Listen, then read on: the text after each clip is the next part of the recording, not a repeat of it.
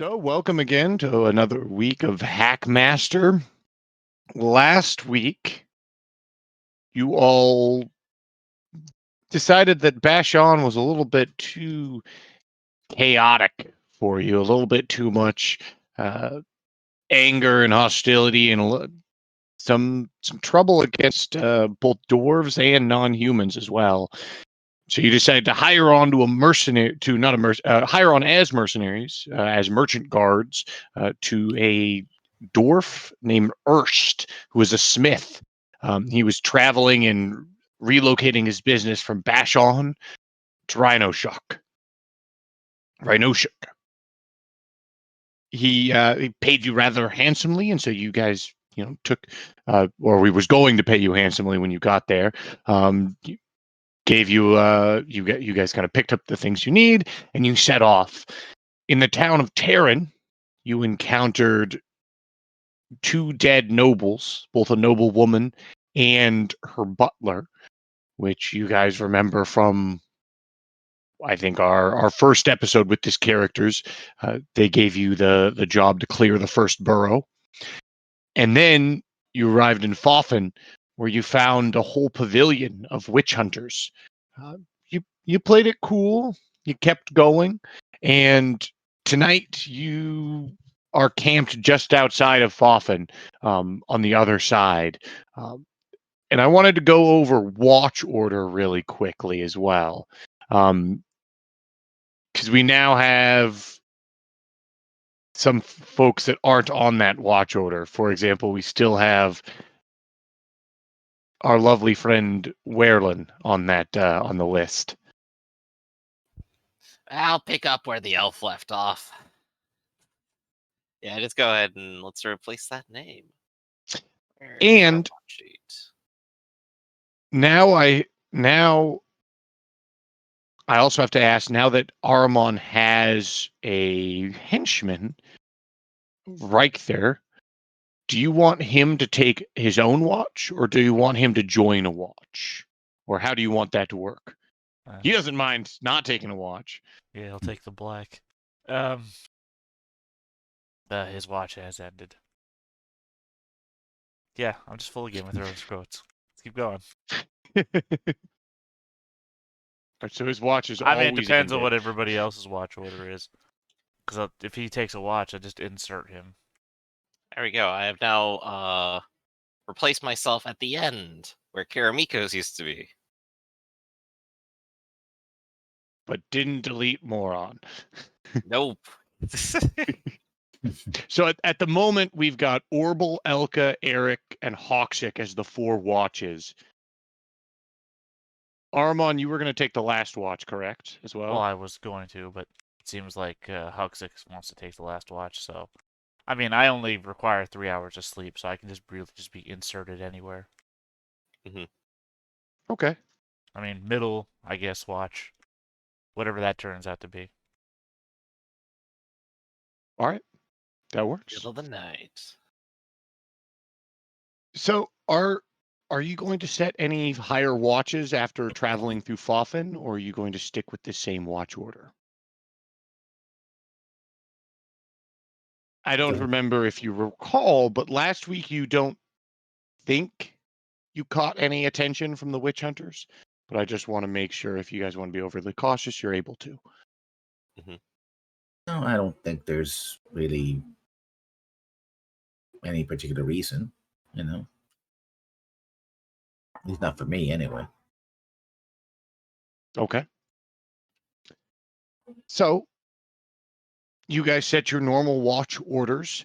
Can I have everyone roll observation and listening checks for their watch? Let's do it. And I believe I'm just going to double check. I think dwarves do, in fact, have some sort of low light vision. Yes, they do. You do, yes. So just a little bit. So check and check.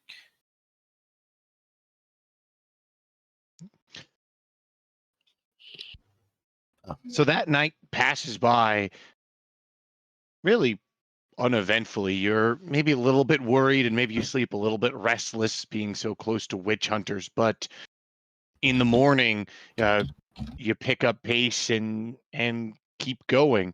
It's nice. You've been through the Corn Woods before. You've in fact been on this road several times, and you recognize the pine trees. You might even recognize a few of your camp spots that you've been through. But in the in the middle of the trek, Erst, the merchant, hops down from his wagon, and he begins walking uh, next to Hawksick.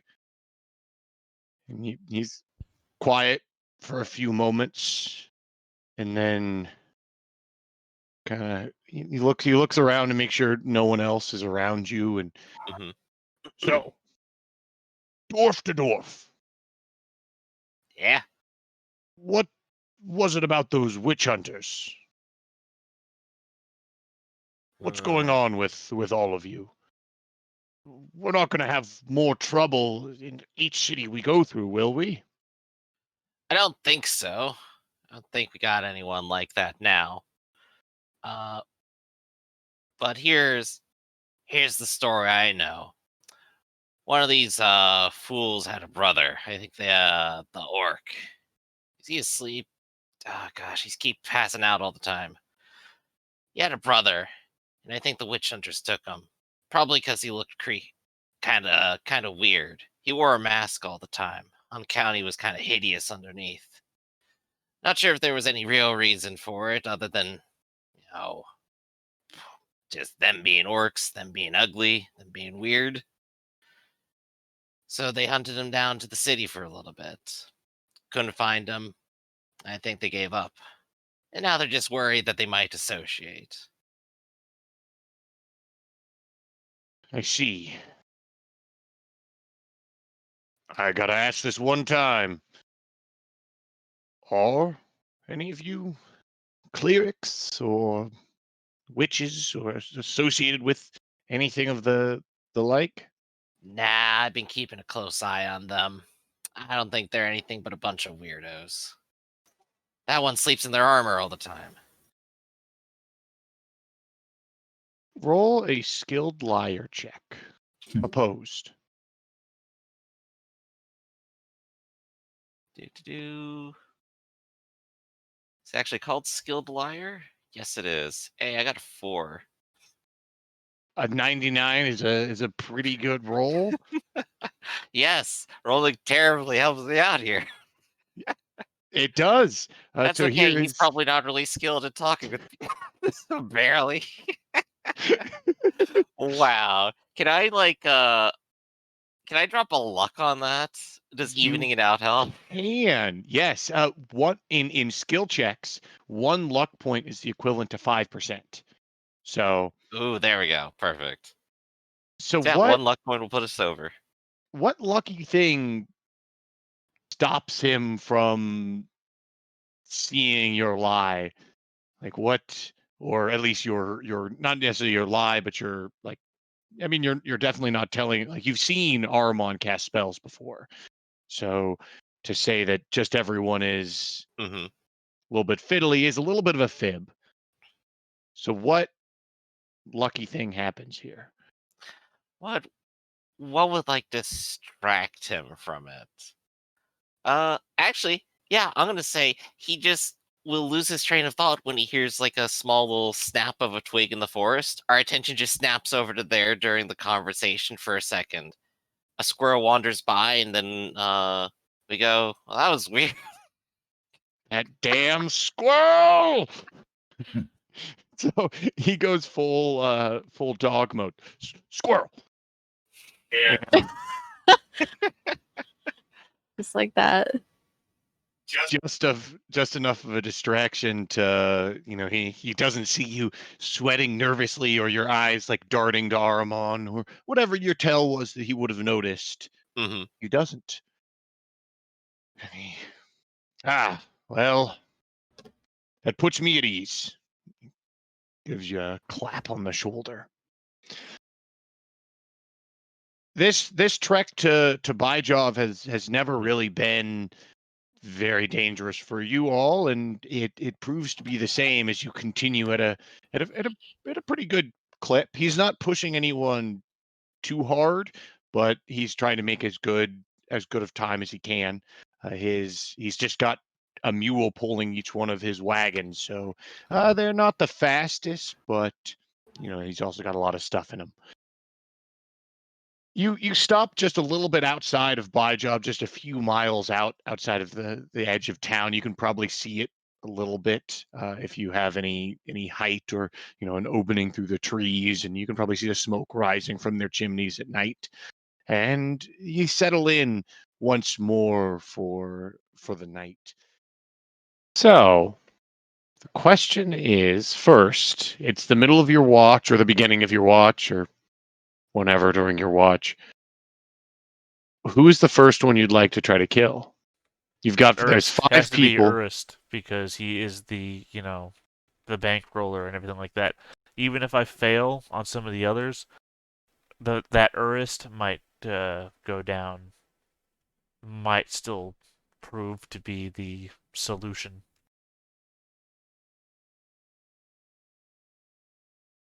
Okay. And So, from there, it's just really just a. yep, it's pretty easy. And then there's not really many people of import after that. Well, there's the assistant. The assistant's like, "Oh, I'm going to take over the business," but You could also convince him to not, well, I mean, after I or by start the killing death, him. yeah, I would say after I start the death spree, I don't think it's gonna be much convincing. It's gonna be kill them or they start waking up and I'm fucked. I don't know. Question mark? Cause I mean, quick, start the death gaze. Point a finger, scare one guy. Start the death gaze. So I'm not going to have you roll for your stealth to get to Erst because you like we talk like I guess we'll say it now. You're in natural surroundings, so you have a plus 50. They're asleep, so that's going to give you another essentially an 80 bonus there, and that's going to put you at 130. And I have a stealth skill of 21, so I'm 151 without rolling. That's correct. And you're also on watch, so I'd assume that throughout the night there's always people kind of walking around and getting close, and I'm sure it's just not something that will just wake them up immediately. So you manage to get towards Erst. What would you like to do? Well, I need to take the requisite D12 penetrating plus 5 seconds to get my scythe into position to end his life. All right, so let's see that roll of a D12, and that D12 is penetrating. So this is to see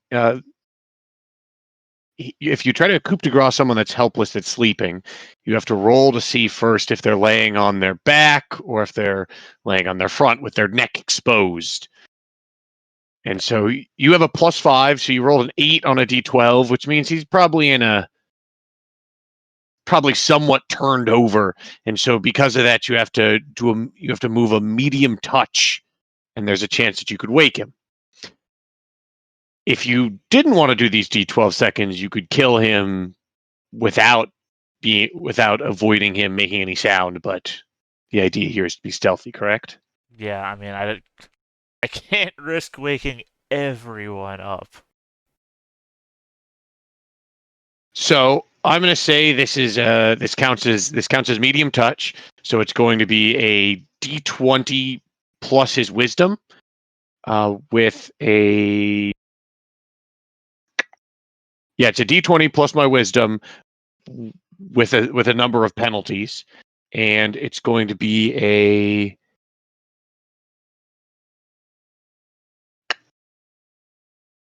so there's no light, there's no aroma. It's a D20 plus his wisdom plus 4 or plus 2 for medium touch. So it's going to be a total of plus 12 for him.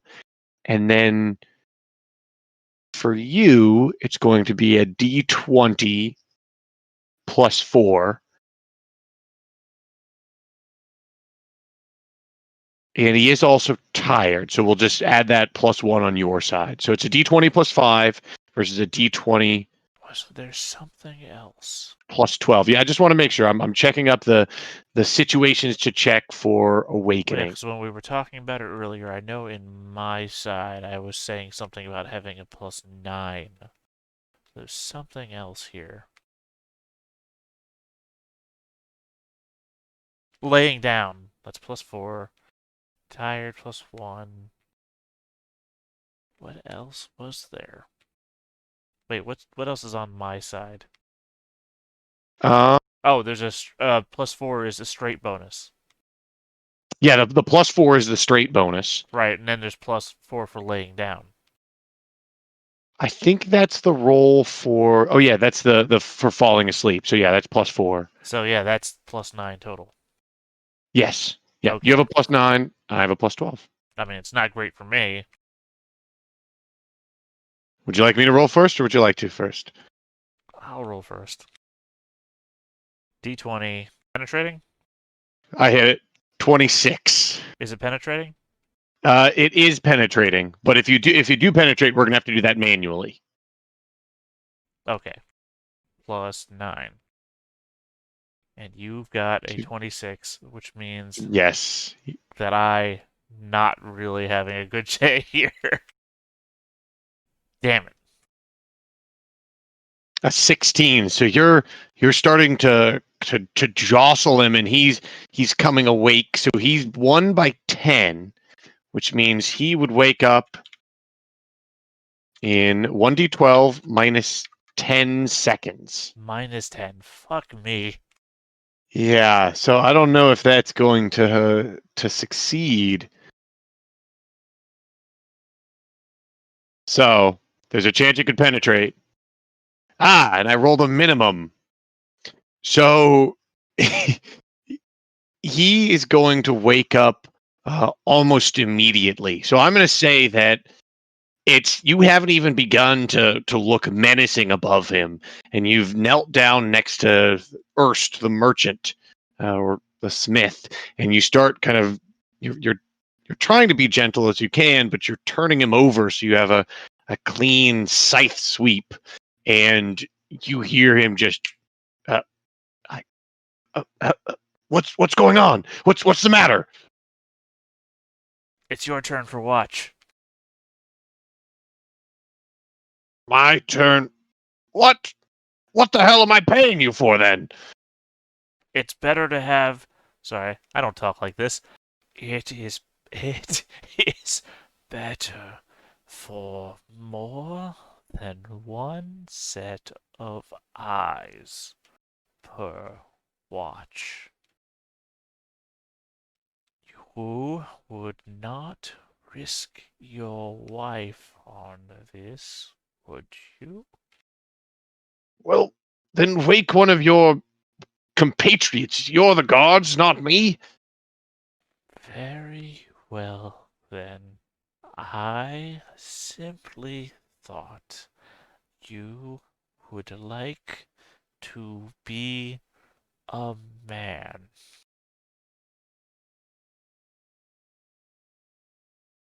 What are you saying about me? How dare you accuse me of this? In the morning, we will have words, the two of us. Very well. This is unacceptable behavior.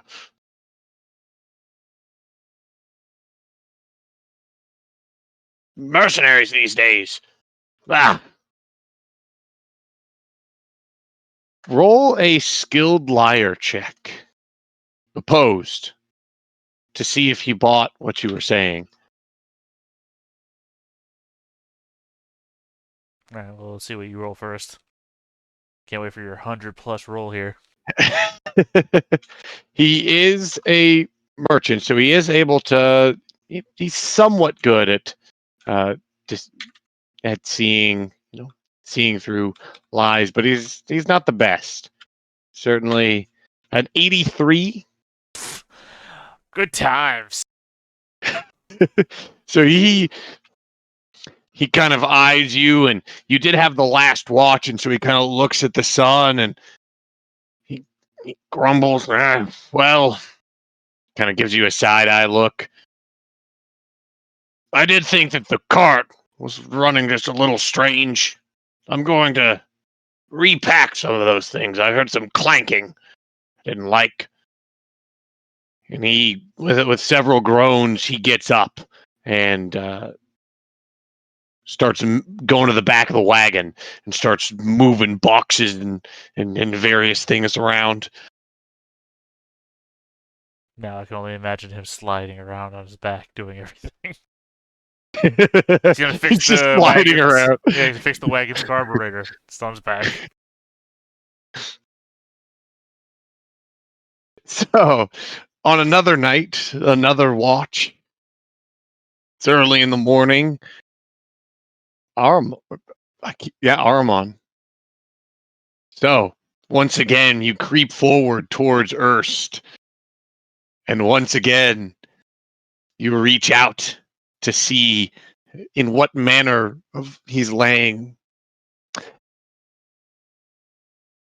Roll away. God damn it, Ernest, you stop sleeping on your side. Who sleeps So on you- their stomach? Seriously. Exclusively with his hands covering his head. Yeah, I mean, even if he was sleeping on his stomach, that would be super easy. Scythe right under it, right? Just... No, he's on his side or some shit. With his backpack, like he's got one of the backpacks up, like covering up his ear because maybe someone was loud at night and he's just slept. It's totally the assassin version of that Mr. Bean scene where he's trying to change clothes in front of the blind guy on the beach. I'm just there, I'm trying to figure out the mechanics of it, and I just can't get it done.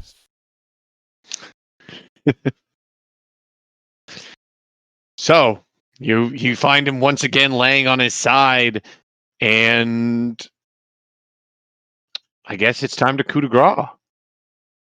Well, you make your check to wake up. Oh, yes. So I would love to just here's- coup de grace, but you know.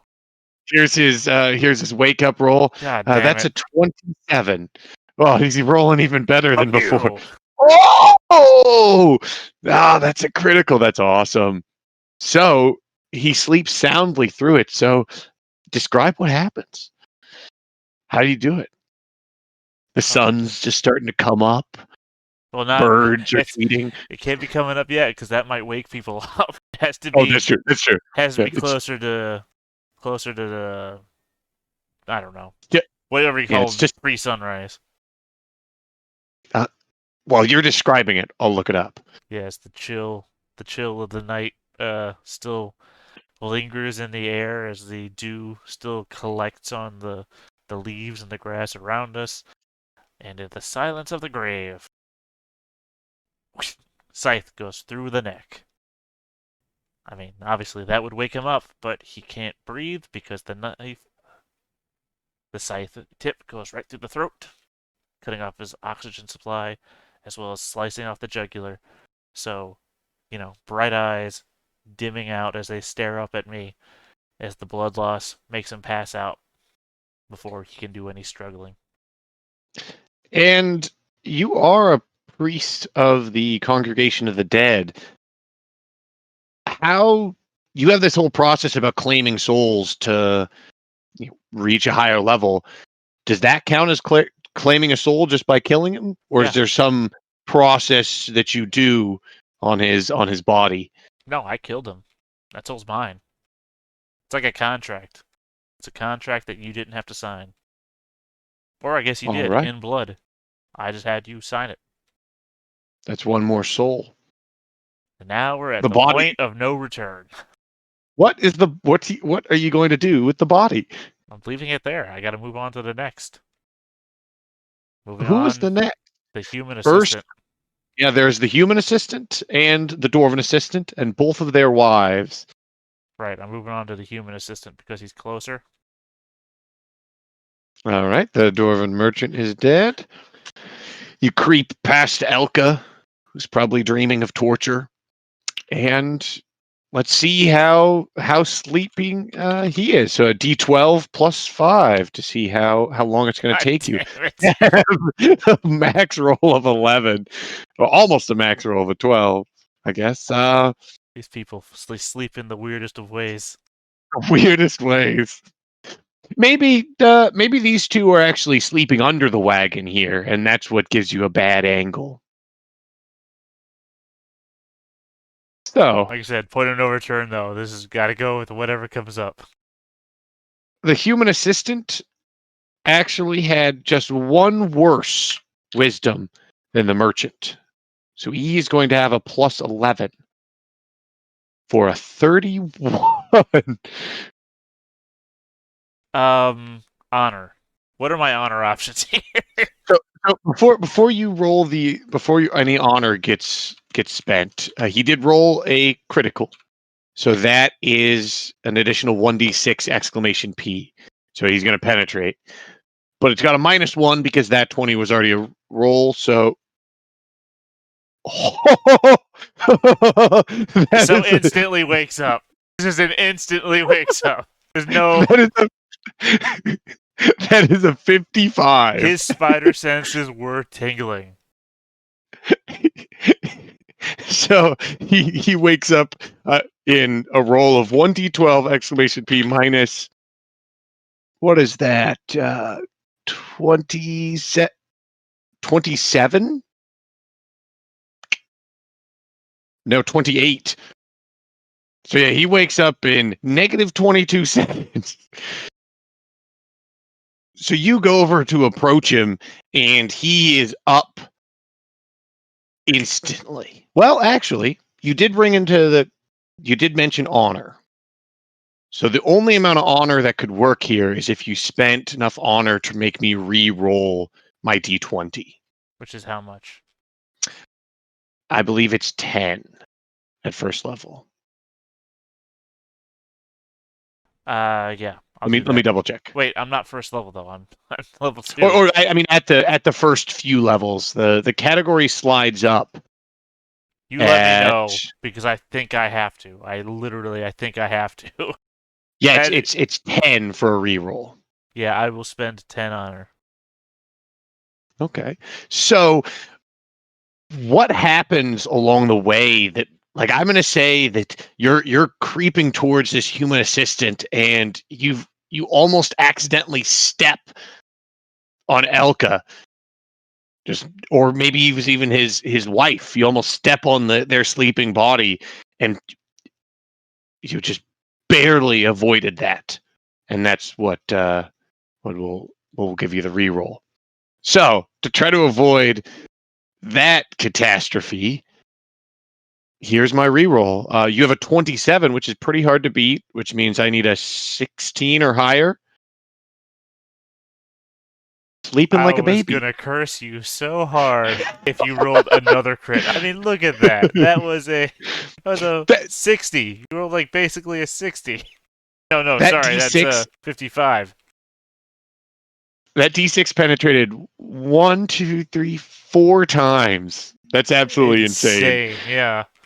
I was thinking, I'll just spend a couple of points to get a little bit higher. And you're like, no, I rolled another 24. I almost could beat your first roll with my bonus roll. I thought that I did the wrong roll at first. I moused over it, and I was like, did I accidentally roll another 1d20 plus 11 or something like that? And I was like, what? That's how you get criticals, like instant death on a critical.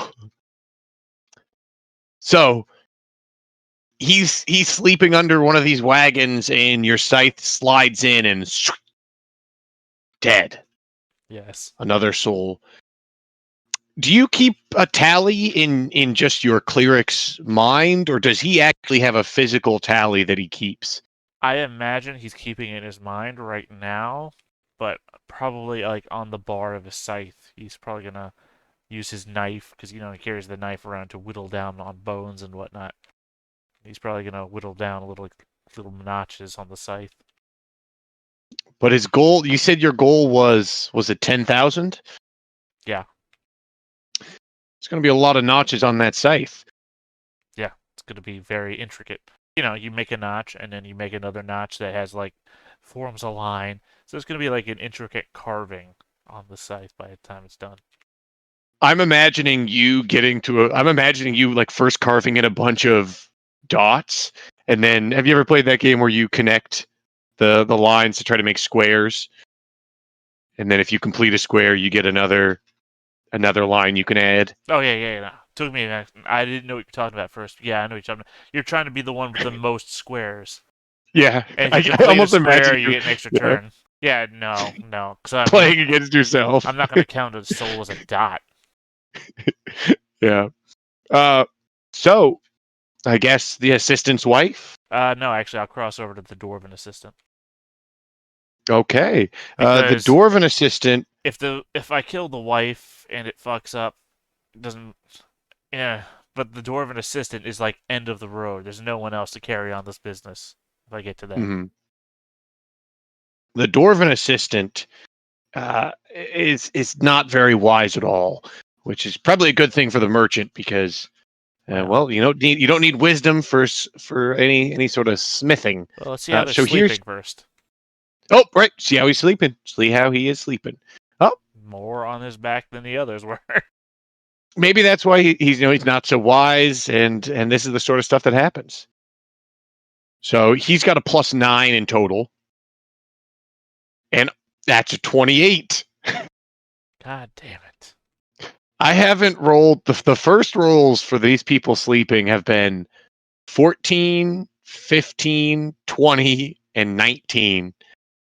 Okay, I have to ask again. What is the threshold on honor to the point where you get -1 and -5% on all your rolls? That would be it'd be low honor that happens. And for second level, it's 7. Oh, damn it.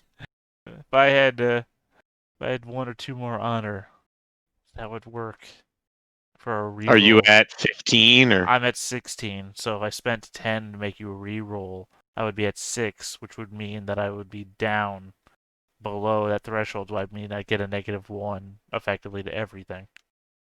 And that would really hurt because you're second level. And you just reached second level, so it's going to be a while before you reach that third level. Yeah. Yeah, but effectively I would need like a blessing or something all the time to negate that. I mean, at the same time, though, if I don't accomplish this task, I might not ever reach third level. That's true. And so if you're starting to talk about spending honor, do you spend enough to just beat me on this roll, or do you spend just enough for the reroll? Well, see, if I spend. The problem here is, again, if it's 7, then if I spend enough to beat you, I'm spending more than 10. So. Well, at the beginning of this session, since this all happened at one in one night, you were at average honor, so you do have a +1. So that can make spending some for it. Like you could use that +1, and then Yeah, to put me to 15. And then I still need 13 more to tie you. yeah. And that would put me down to 3 honor, which would still be in a horrible state. I mean, my roll just sucked, by the way. Yeah, you rolled a 5. So if you do a reroll, it's a 25% chance, right? Because I have to roll a 4 or lower. Well, we rolled the same modifier, so basically you would have a very good chance to beat me every time if I make you reroll. Mhm. But the difference there is also 14, so this is another person waking up instantly. Yeah.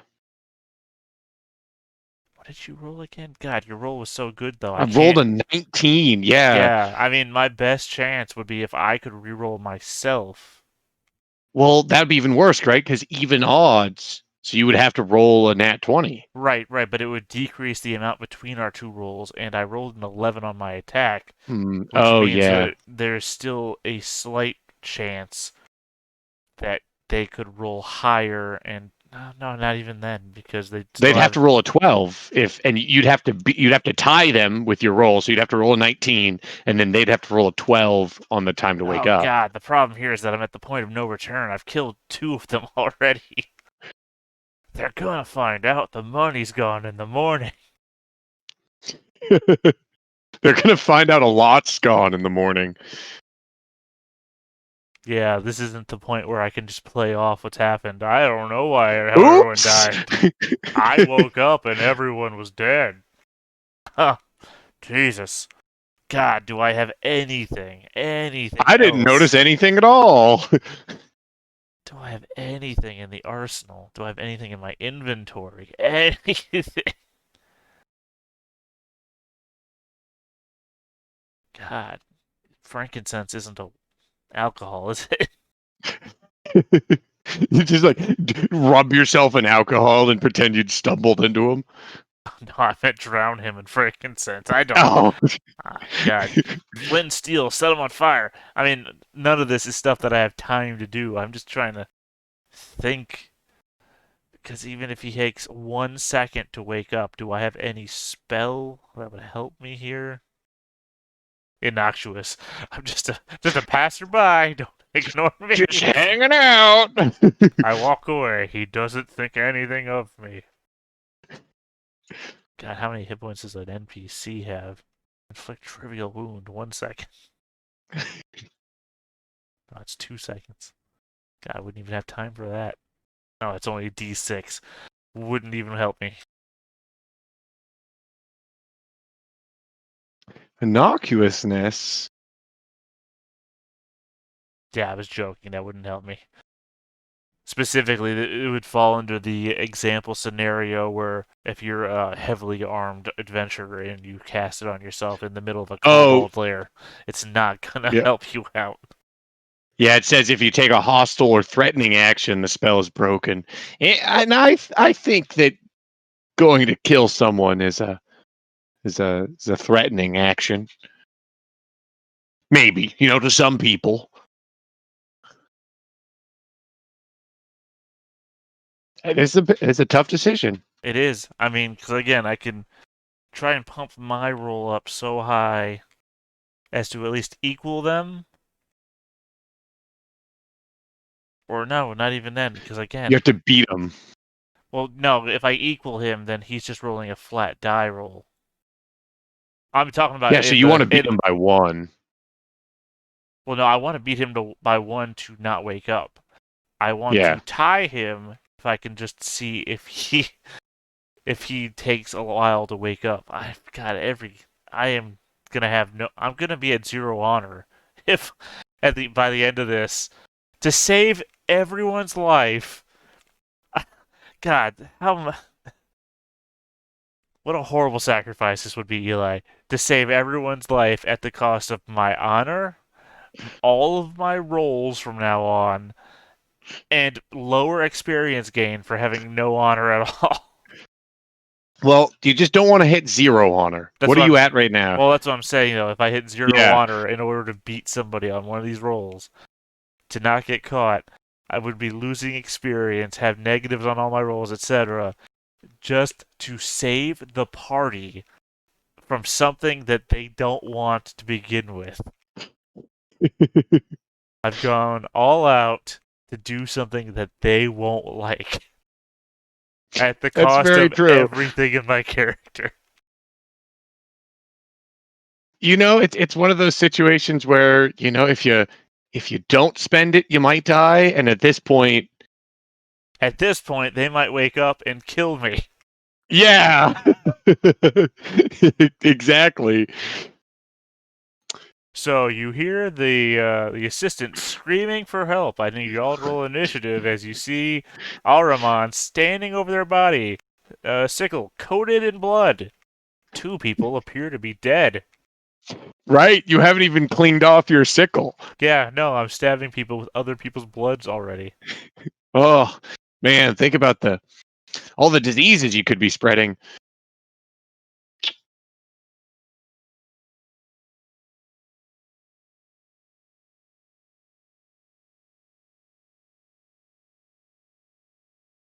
All right. What are the options here?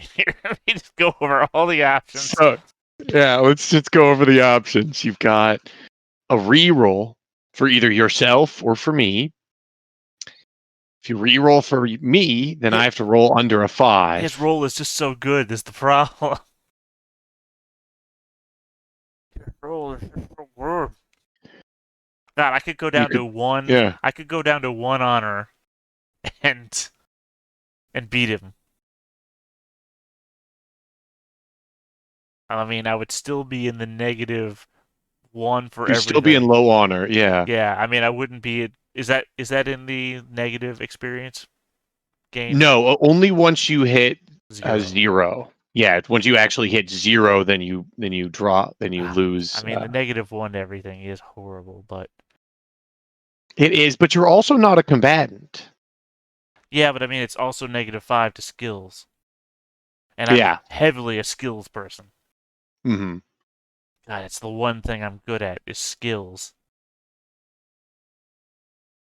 It would slightly impact also your intimidate roll, right? What is your intimidate at currently?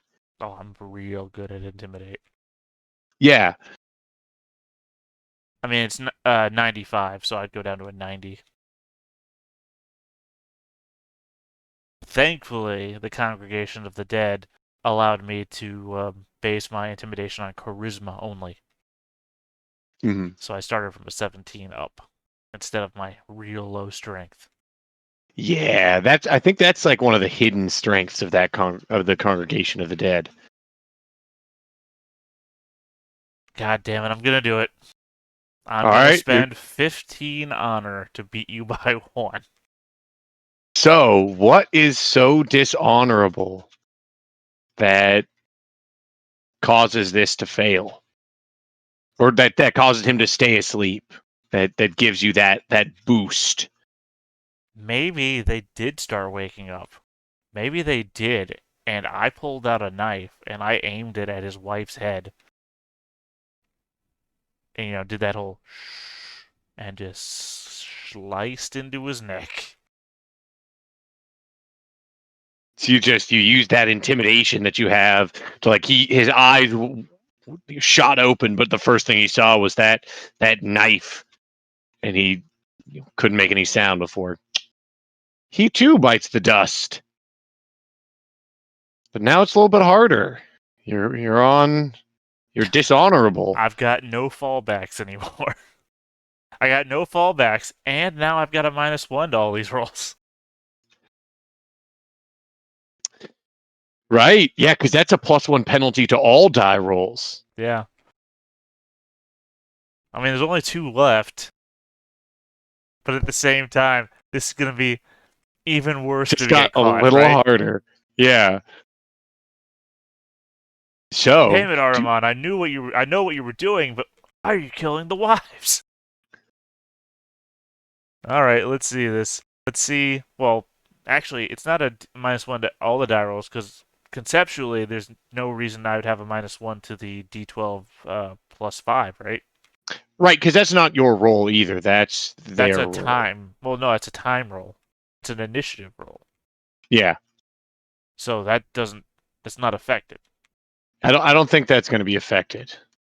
And also, they've all been sleeping for an enormous amount of time. They all have pretty high. At 10, that's decent. That's the lowest one you've had so far, I mean, right? it's not really an enormous amount of time. This is like all in a matter of seconds. Like, True. if we look at it, let's ignore that first one up there because that was I was waking you up to see the sunset.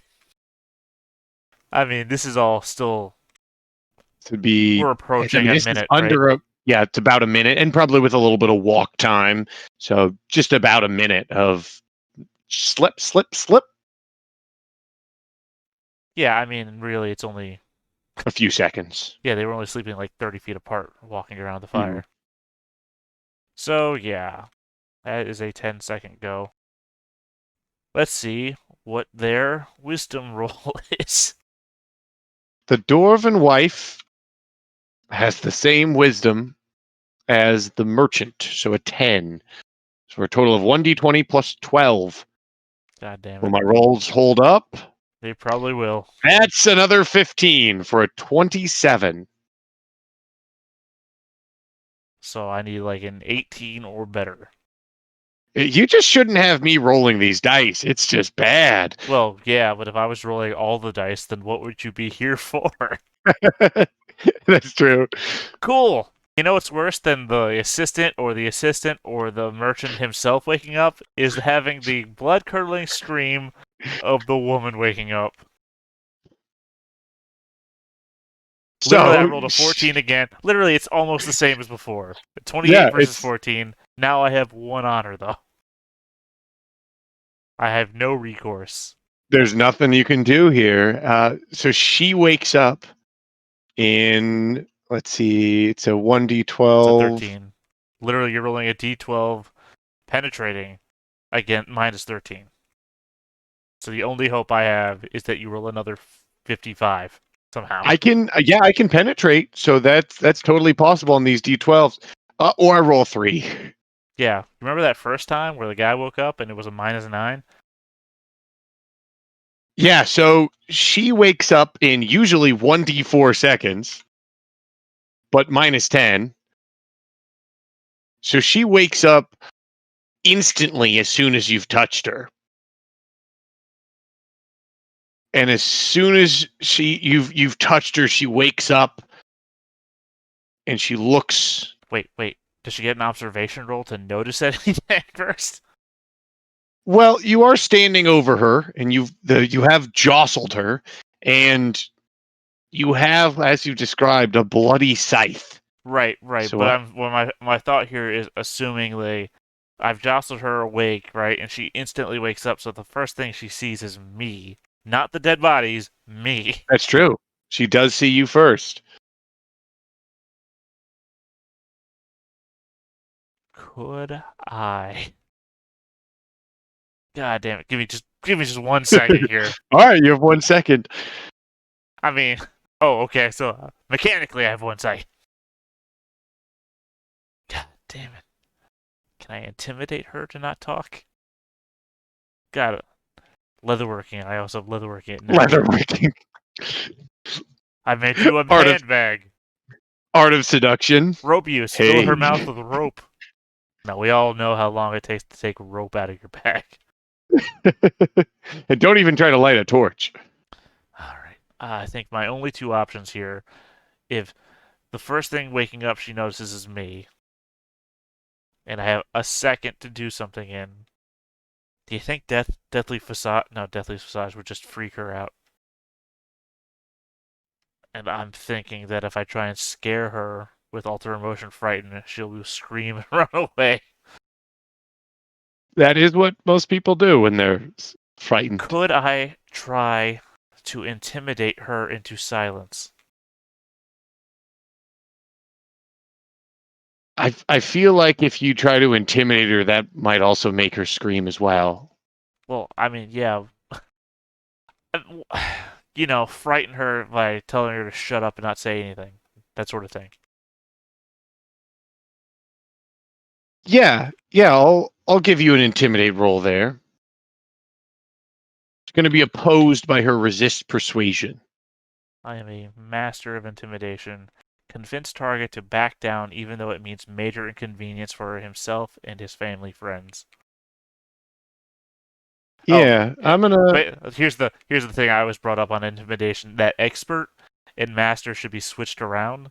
Even though I'm a master and that's higher rank than expert, expert is convince target to back down even though it means major inconvenience, such as death and torture for himself. I'm trying to get them to back down even though it might mean their own death. A major. I like it says a major inconvenience.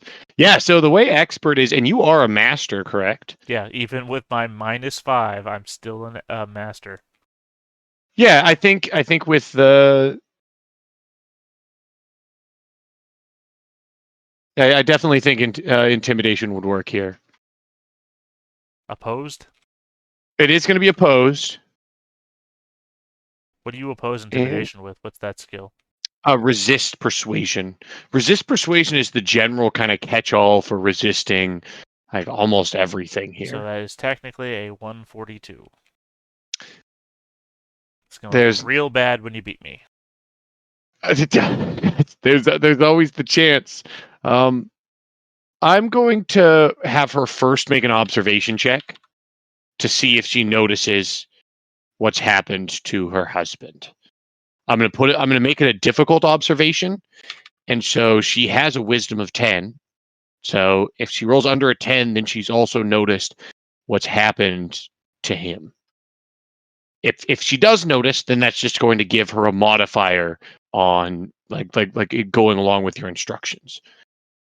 Nope, completely oblivious. So it's just going to be her plus 10 against this. So the only chance she has is to roll a 100 and get extremely lucky.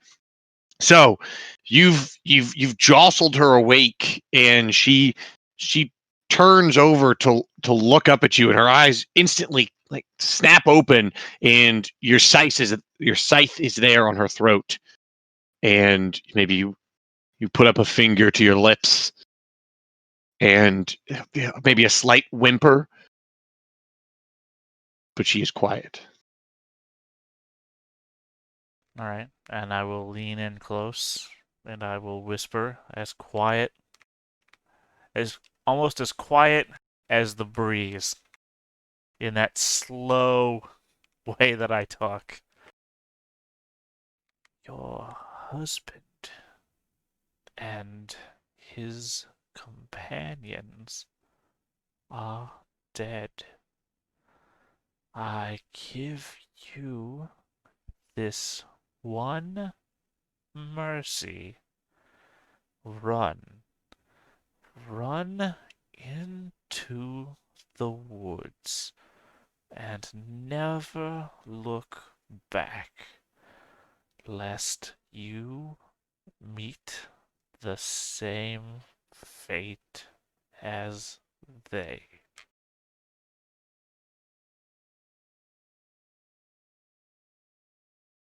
Okay.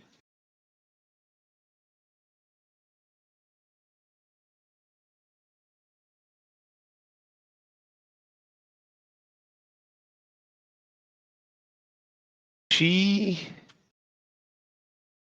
is obviously terrified. I'm going to have, yeah, I that intimidation roll kept her quiet. I'm going to say that to persuade her to run off is going to be a persuasion check. Of course you would. Opposed? But because you have intimidated her and killed the assistant, you're going to have a plus 10. Alright. Still opposed, though? Still opposed. Let's see your roll first. Because you know, that's never happened poorly for me. I'm gonna just factor in the penalty that they have on my side. So since she has a wisdom of 10, that just wipes out any bonus she has. So she has an 82. Right. This is not going to look good for me. Yeah. So she's still quiet because of your intimidation, but it's not that she's not afraid of you, because she's terrified, but she's terrified so much so of the situation and of you that she's just starting to sob, and she's trying to, like, you see her, like it's filling her entire body, and her chest is starting to swell. She's trying not to make noise, but you can tell that it's very difficult for her.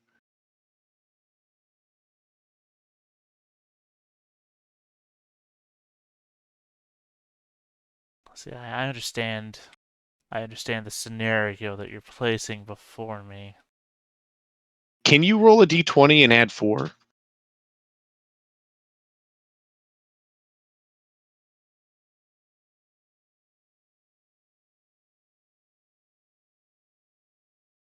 Right.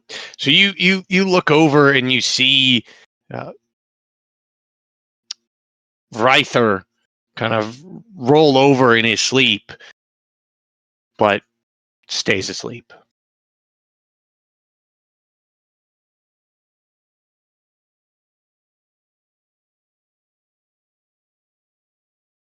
If I were to implore her to do the same, try and calm her down and convince her of this mercy once more, would I be able to, or is Hackmaster the type of game where you can't double try a skill? I'm going to say that you can try again. All right. So you're going to attempt to convince her to flee the scene without making a sound. She has essentially, now that she's been awake for a little while and you've pointed out that her husband is dead, she has witnessed this brutal maiming. And because of that, I'm going to give you a bonus of 35 because you're clearly willing to commit. I mean, you've already said you murdered Erst and the human assistants as well. So I'm going to handle that on my side. I'm going to subtract 35 from her roll, and then it'll just be a persuasion roll on your side. Okay. I'm also going to give her, actually, I'm also going to top that up to a bonus of total of 40 because it also seems pretty hopeless. But you've given her an avenue of escape, like an avenue of hope. So she's got a minus 40, but her normal plus 10. So it's a total of minus 30 on my side. For a 67. Thank God. Something had to go right in this whole endeavor. So you point at her and you point out into the early. I've looked up the word, by the way. It's dawn. No, pre-dawn is what I said. Right. Dawn is when the sun begins to rise. I'm doing this in the darkness of pre-dawn. No, yeah. Dawn occurs before sunrise, before the top of the sun reaches horizon. By the way, with my minus twilight. 5, Twilight is the time between Yes. dawn and sunrise. Twilight is also a new dawn. Yeah. But by the way, with the minus 5, I literally just rolled a 68. Yeah, you just beat her by 1%. And you see her kind of clutch around at some of the like the bedroll around her and maybe pick up her shoes and maybe a few things that's kind of arranged around where she was sleeping, and she stumbles off into the forest. Took her sleeping bag with her and everything. But she's gone. You are right by the road, so she probably would run off on the road. And Yeah, I'm sure no witch hunter is going to show up for that. Oh, maybe that's what she did. Maybe she was actually a witch hunter in disguise and figured us all out and tried to kill us, and then she ran off to get her associates. she didn't try to kill any of you, just Well, just look, all of she the knew people the she was skills. with. She knew the skills. She knew what she could and couldn't take. God, there's only one left. You're too skilled. There's only So one left, and I have burned literally every goddamn thing to get here. You've gotten 3 of them. One of them escaped. And so you got to try to, well, first the D12 to see how well they sleep. I've already forgotten. Does this penetrate? It does. Oh, the worst one yet. No, Well, not the worst. The second worst. So she has a wisdom of 8. She has a bonus of 2 from the touch. So she's at D20 plus 10. And that's a 17. That's the worst roll. My goodness. Okay. So she's gonna wake up before I can kill her. Hold on. Let's just look at these rules again. What page is this on? Which page is waking up? The 71, 72.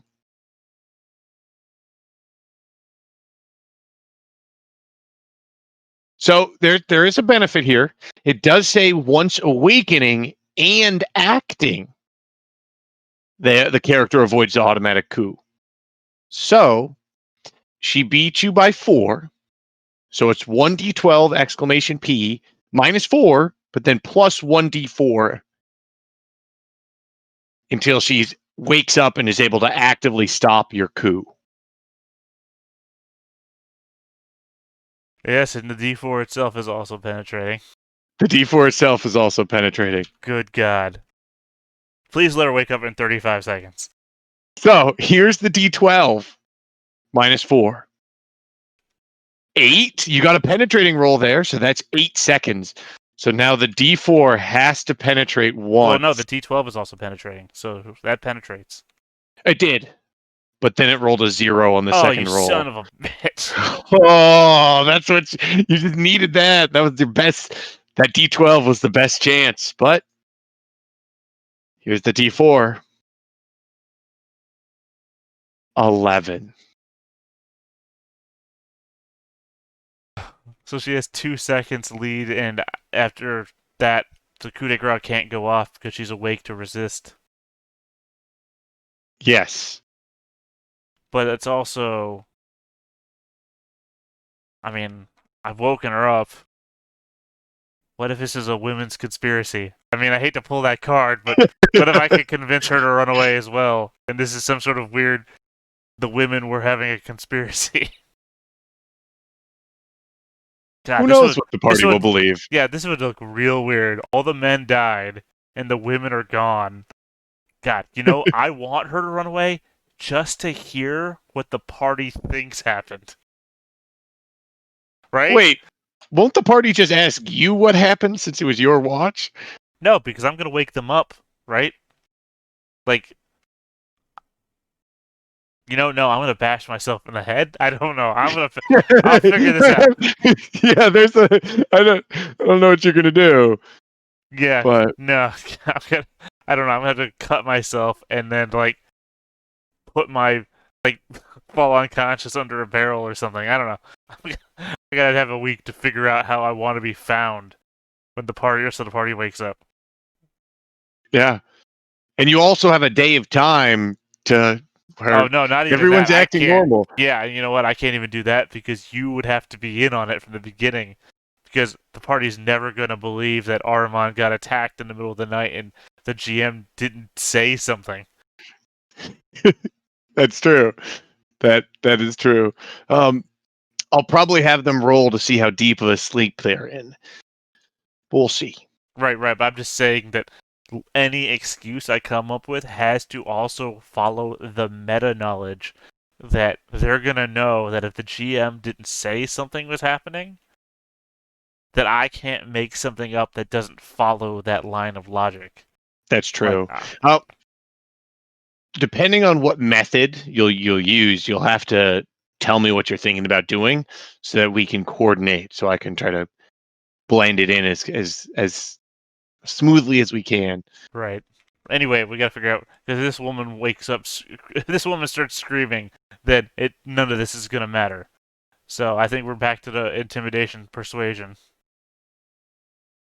So she is you are going to like you're going to coup de grace her, and she sees it happening, and you're going to try to intimidate her to be quiet again. Yeah, I'm gonna pull the same move because I'm a creature of habit. Show you mercy, let you run now. That the whole spiel. Yeah, let's try intimidating her. This is the one you specifically made to be anti-intimidatable. Like just she dumped all of her points in resist persuasion. Yeah, it turns out the human wife's name, Sarah Connor. She pulls out a crossbow she sleeps with because she's been waiting for this day. So her roll is a 66. With -5, mine is still 106. So you're scary, dude. You're a scary dude. Especially I'm a scary dude when you first wake up and I'm standing over top of you. I think you're a scary dude even before that stage. Just talking to you in the middle of a sunlit day is scary enough.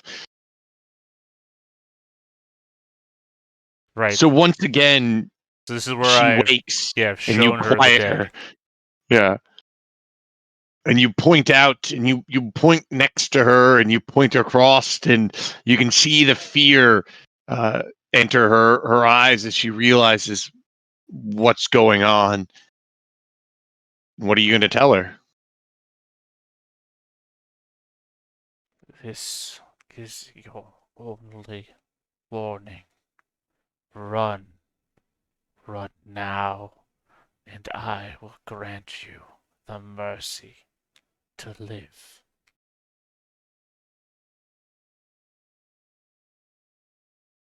Roll that persuasion check. No, She's first got you a- roll the anti-persuasion check because I want to know how badly I've got to fuck this up.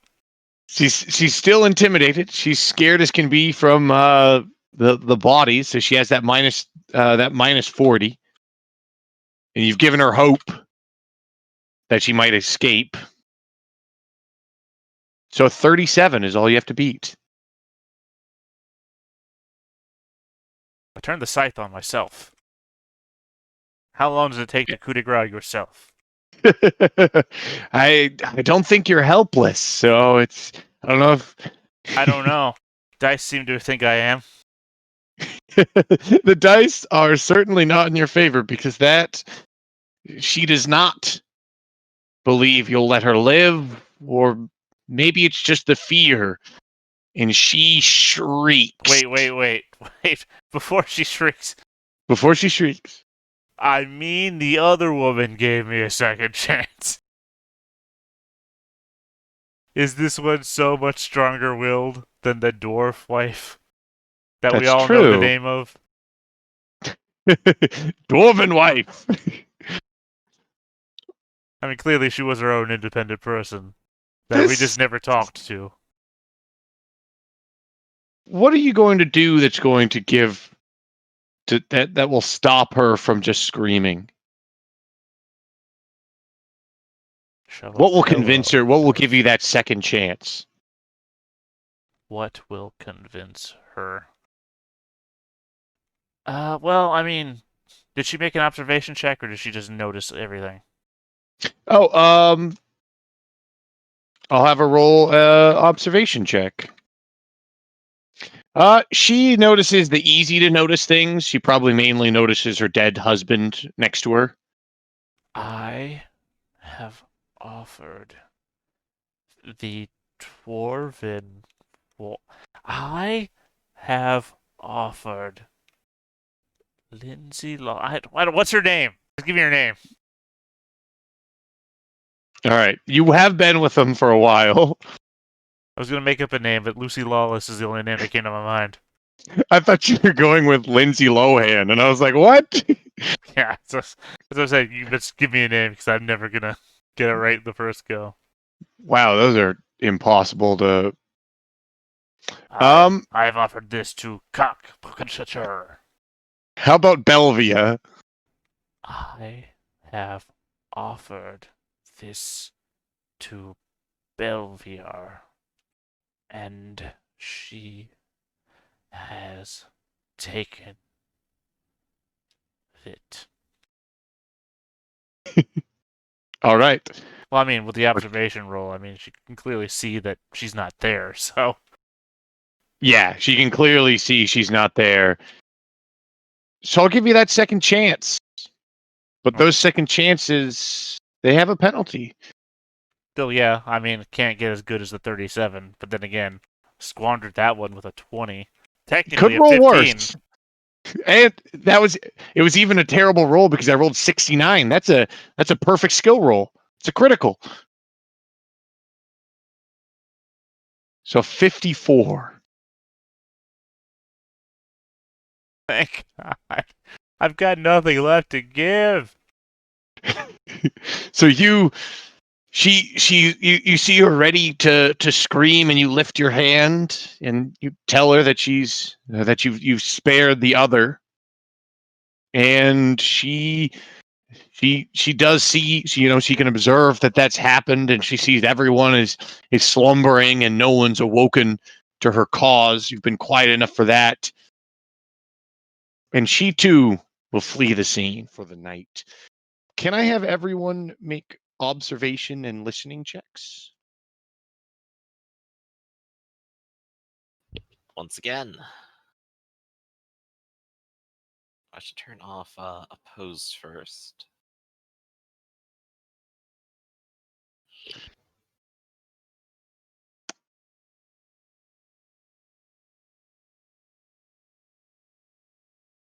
I'm as blind as Karamikos, but I can hear like Karamikos. Which is helpful. 1 second. Let me send you a message, Theta.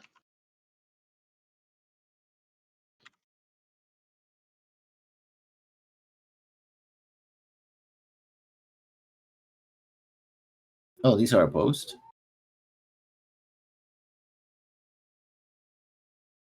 So okay, I can just mouse over and see his skill. Hold on 1 sec. I mean, that 32 Yeah, is no not worries. That bad. Yeah, 32 is not that bad.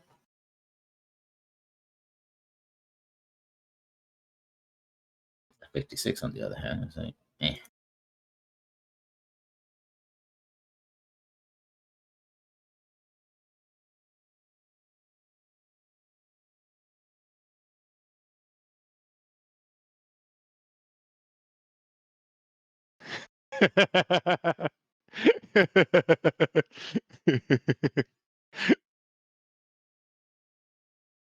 Okay. Well, I guess I wake everybody up. Who's the first person you wake up? I mean, who's closest to me right now?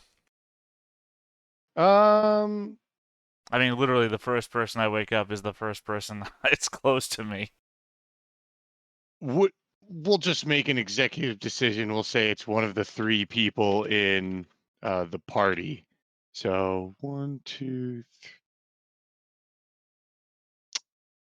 I didn't even make a number. Griffin, do you feel like a 1, 2, or 3? I think I'm a 2 kind of guy. Griffin really feels like a 1 to me. Ah, A 2 guy, and lessons. What number do you really feel akin to? A 3. All right, so we'll put this up to a D3 between and Lunella. That puts you at a 1. So Hoxic is the first person, not the first person, but the nearest person to you as you on your watch. All right, well, I walk over to Huxic and I nudge him with my foot until he wakes up. I'm getting up. Yeah. The Where's problem is that my Max? voice is so slow and soothing, you might just fall asleep if I start talking to you.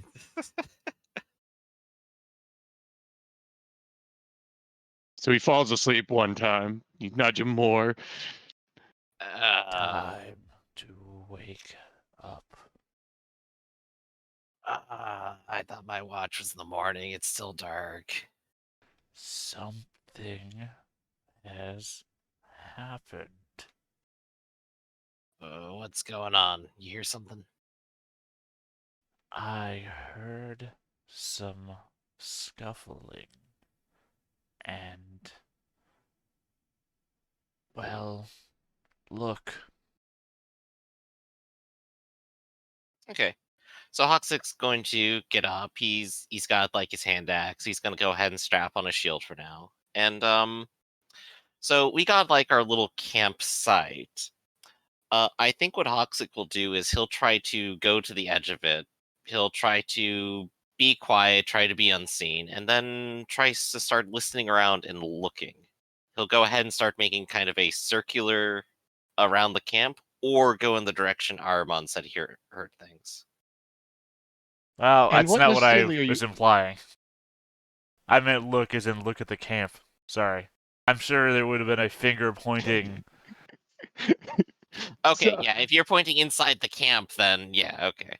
so maybe in fact that happened. So Hoxic gets dressed and gets ready, and he's like looks at you, and he's like he like makes like a I'll search the perimeter, and he steps away, and then You see that Aramon is still just pointing, Yeah, looking at.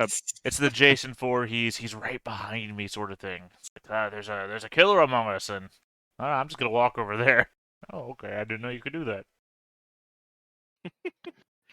All right. So So someone's go ahead. you peer to where Aramon is pointing, and roll a observation check, not a post. Okay. Boop. Here's another one. Bam, I'm bad. The first thing you notice is that 2 people are missing from the campsite. When you originally went to bed, you had the entire party, you had the merchant, you had his 2 assistants and their 2 companions. Both of the wives are missing. That's a little strange. So I don't see them around. I don't suppose there's multiple shadows in some of their tents. You aren't seeing that. No, they look like everyone was sleeping around the fire without even using tents. 2 of them were sleeping under one of the wagons, but most of them were roughing it. Okay, so I guess I'll start where they were. And then I guess like head towards the closest section of the woods and see if there's anything over there. I Yeah, also so want to as point out that I've also gone on to start waking other people up. This isn't just a Mhm. hey Huxix. Yeah, just have Hoxic deal with it. so Hoxic, you make your way over and you make your way to the nearest one, and you're as you're going to kind of investigate where she might have gone, you notice that the body or the slumbering merchant next to them has their entire throat slit, and there's a small pool of blood kind of spilling off their sleeping sack, and the ground is sticky. Well, shit, we're sure not getting paid now. And at that point, we'll say even or well, actually, we still have 2 or 3. So next up is going to be lessons. So lessons, you're the next, or Orbital Kill is the next person to wake up. And as you're shaken awake, you can see Aramon points, and you can see Huxic is just leaning over to like investigate this dead body. Roll an observation check. Oh, shit.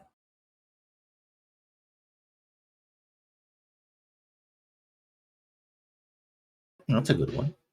So without you, like as Aramon wakes you up, you do a quick assessment and you look over and you can see one of the dead merchants. You see Erst, the dwarf, and you see he's sleeping, laying on his back, and his throat has been slit. In fact, you can see all 3 of the bodies of the dead merchants, or the dead smith and his apprentices. What? Shit.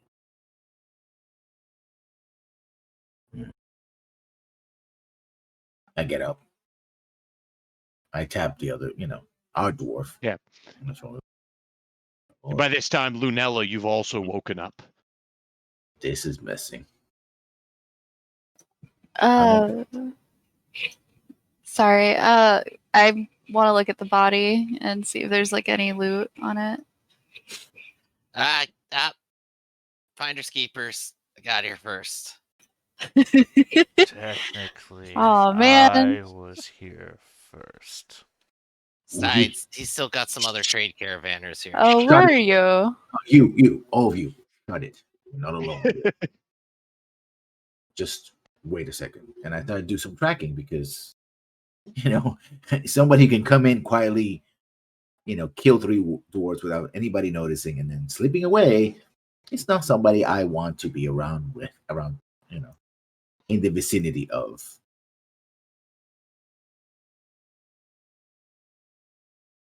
And nothing. So you search around and you find you find the tracks of everyone who was on watch so far. You find you see what looks to be the tracks of the two people that escaped. It looks like they ran off into the woods, and so far from their footsteps, it looks like they both went in different directions. You also find a set of footprints that leads out of the woods that comes into camp Mhm. that you don't recognize. But as soon as it enters the woods outside of your camp, you lose the tracks. It went straight for the dwarves. They're dead, and then they. Yes, it looks like these tracks, they come in, they go straight towards Erst, and then you lose them inside kind of the main camp area, and then you never find any more of those tracks. Whoever it was actually targeted these dwarves, either for revenge or something else. And they're very good at hiding because I lost them on the edge of the woods. And I look at Hawks and I'm like, Yeah. we got a problem. Well, you have a problem, but You're I telling don't. me, how are we gonna hide all these bodies? We're gonna bury them. That's not the Yeah, issue. that's a good way to hide them. Yeah. That's that's not what I meant, but sure. Also, we have a problem. Is that we have a murderer on the loose, and targeted us. And apparently, whoever they are, they have a taste for killing dwarves. Well, this is a merchant caravan. I imagine once they think they've killed everyone, or spooked us off, then they get everything. It's pretty simple to me. But there's other two tracks that also leave away. Maybe the wives. Were they kidnapped? Maybe ran away. Who knows? I don't hear anything out in the woods. You think if they woke up or got dragged away, they'd be screaming or something. Maybe they are already dead. Nah, that's pretty distinct. There'd probably be more blood here, though, if that's so. So I'll take a look. Are there multiple pools of blood but no bodies? You do not see pools of blood around their two sleeping spots. Yeah, doesn't look like they got killed before they went off.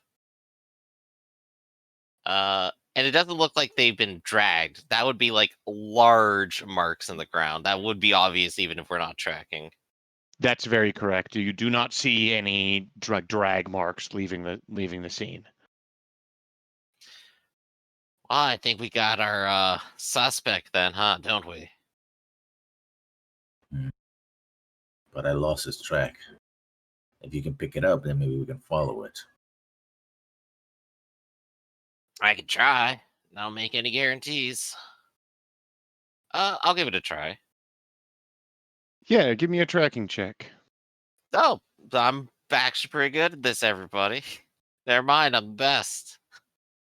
So you look at the tracks that are leading away from this campsite, and it it goes off into the woods, and you see it go for maybe 20ish or so feet, and then disappear.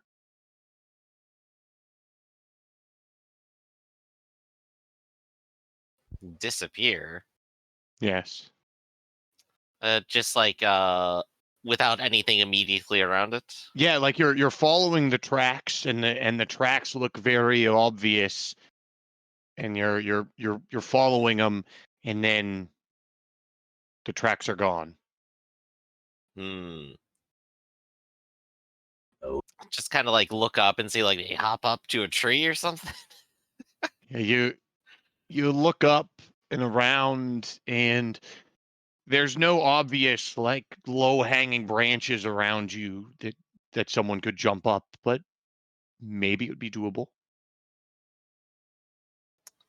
Okay. So I'm scanning the trees. They're not actually up there. There's no immediate sign of disturbance, like a broken branch or something, right?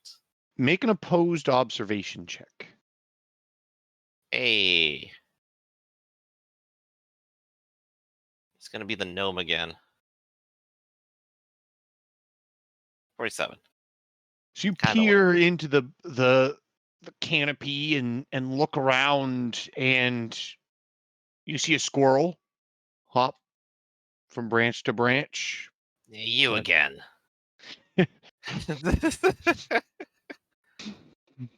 See it open its mouth and blood drips. I'm more than a distraction. But aside from the murderous squirrel, you don't see anything else amongst the trees. No murderer, no dwarf, no jumping, disappearing dwarf. Hmm. That's kind of strange. And I assume like Orbital, you probably like actually came with me as I was following this. What do you think? Magic. The both of you know it's also possible to cover tracks or to cover your trail as well. True, but to do it silently, kill 3 people, and it's like we're facing someone who's very, very skilled, or they're using magic, or a little bit of both, I suppose. Uh. Hmm. Yep. You see Eric is rooting through the wagons.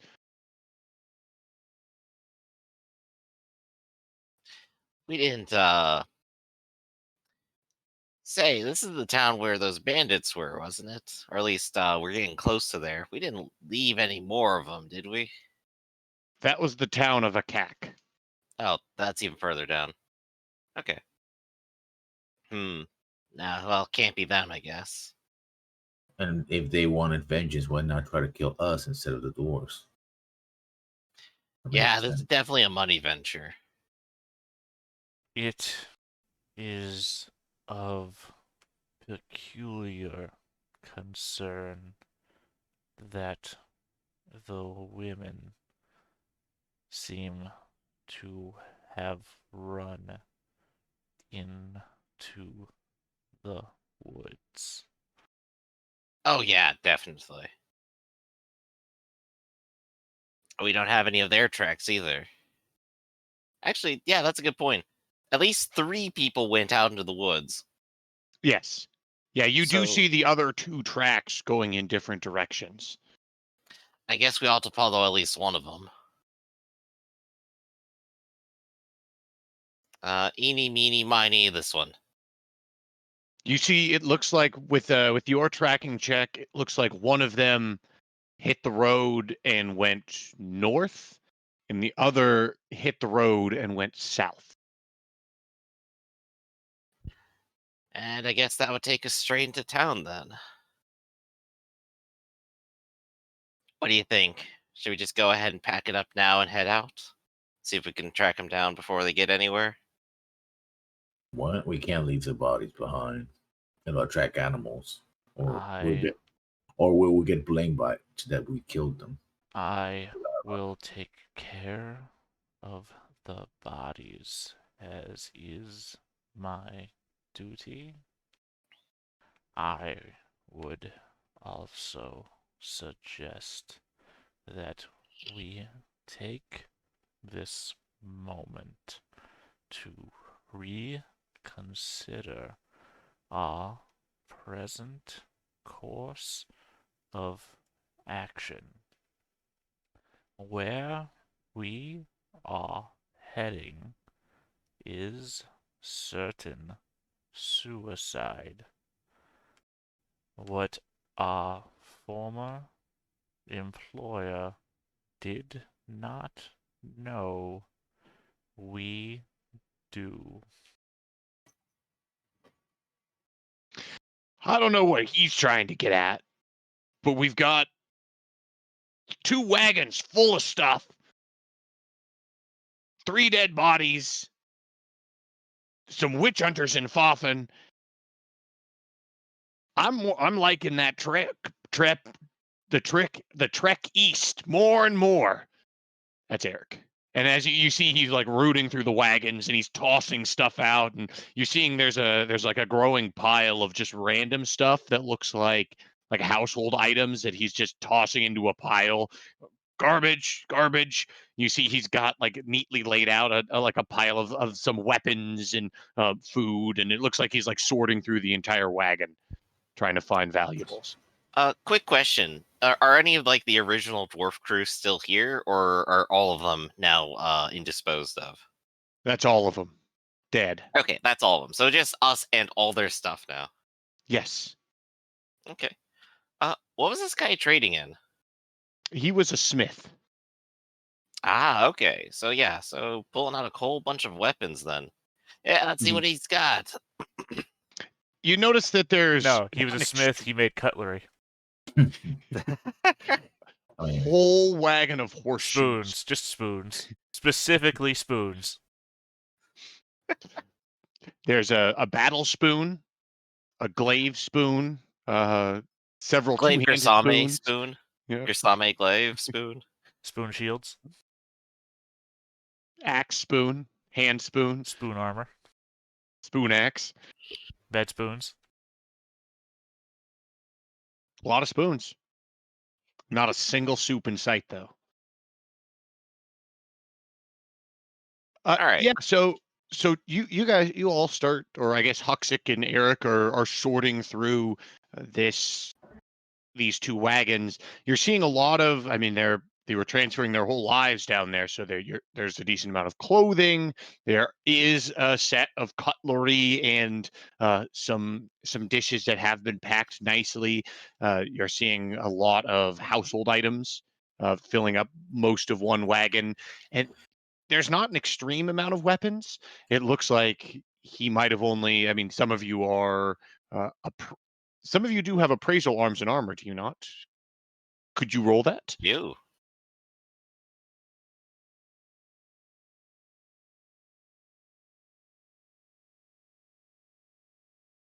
Oh, that was still opposed. However, it is 3 versus 11. 3. Yep. So your like these items here look like items that he probably sold the bulk of what his stock in Bashan, and mainly what he kept were probably things he either thought were too nice or sentimental, or things that he couldn't get a good price and didn't want to settle for too low. So there's a decent amount of fairly nice equipment around here, and you recognize them as some pretty fine dwarven work. You find in total, you find a two-handed warhammer. Ooh. Looks like a smithy hammer, a hand axe, a two-handed sword, a large shield, a buckler, and 3 crossbow bolts. And of those things, with your appraisal and it must be your affinity with dwarven items, Mhm. you believe there are 3 bolts of +1. Those are the crossbow bolts. You believe the buckler is a +1, Ooh, and you wow. believe the hand axe is a +1.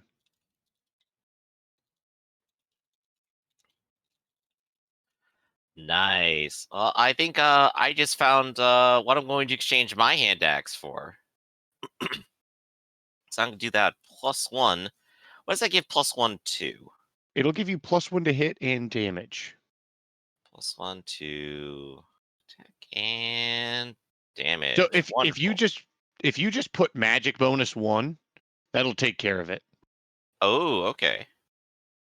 And it says magic bonus, but it's not quite a magic bonus. This a +1 just means it's a Yeah. superior weapon. It gets magic when it gets to I think +5. I always forget the exact threshold, but there's a Right. At certain that point. point, it's cool. Okay. But, In addition, never mind. oh yeah, what do you want to say? I was just gonna ask what the difference between like a large and medium shield would be. Is it just damage reduction and weight? A medium shield and a large shield don't have any defense or damage reduction bonuses. The difference they have is weight and cover against ranged attacks. So a large shield will give you more cover passively, and if you try to hide behind it. I'll take it. Okay. Okay, I'm throwing the rest of it into the group treasure heap for now. Just In throw it addition to back on the that, wagon. on the bodies, you find in their coin purses 13 trade coins, 8 copper pieces, and 18 silver. In addition to that, you also find enough food to feed all of you and those that are dead for 15 days.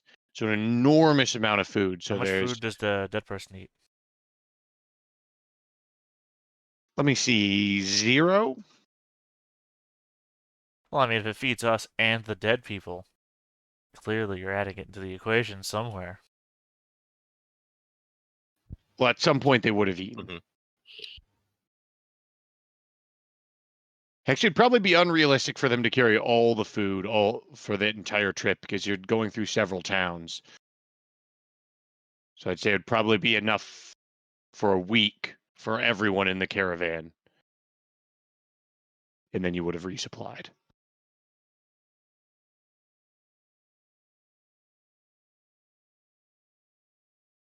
So there's a total of 10 weeks of rations on these if you'd like them. But that is a lot of weight. Wagons. Right. We could still take the wagons with us, but if you're saying that we need to be on the run, we probably can't take it all. Why not? I'm sorry. Why not? Too slow. Yeah, slow, heavy, leaves tracks, very obvious. Can't go into the mountains.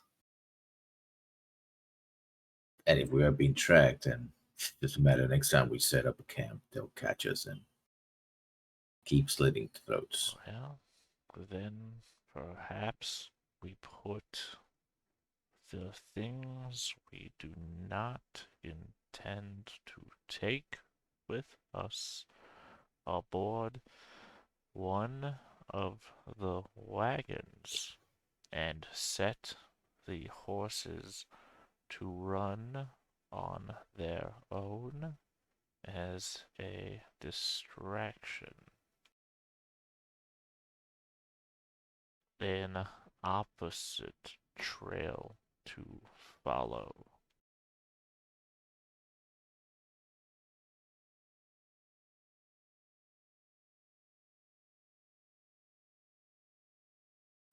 I guess not a bad idea if you think they're going to keep coming after us.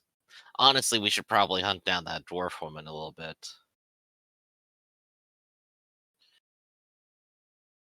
My suggestion, Why? That's Eric. figure out what the hell's up.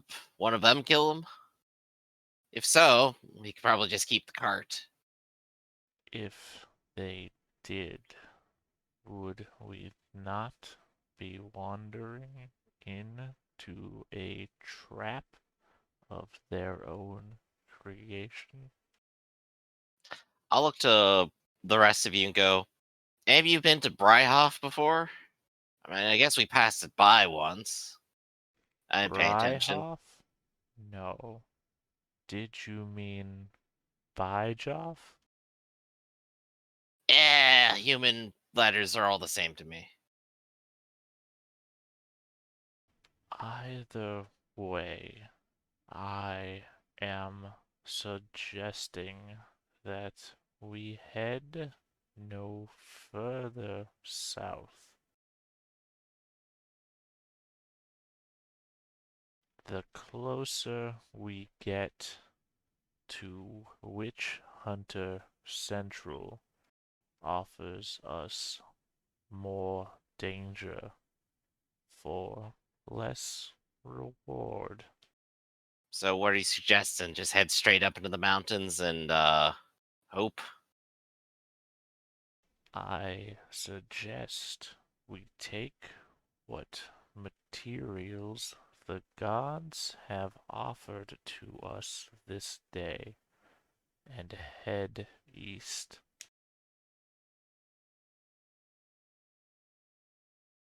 And forget our other mission west. We didn't have one to the west. Oh. Oh wait, no, you're right. Yeah, west is the way we're trying to yeah, go. East is into the forest. Sorry, yeah, I did it I again. So said yeah, flip east everything earlier. you said to west. I There you did go. that. Yeah, I I did that said last east time earlier. too. Yeah. Yeah, I meant west. I meant west. Well, I said it East. last time too. I said east, and me and Griff had a whole thing, and I was like, yeah, I meant west. We're going west. It's fine.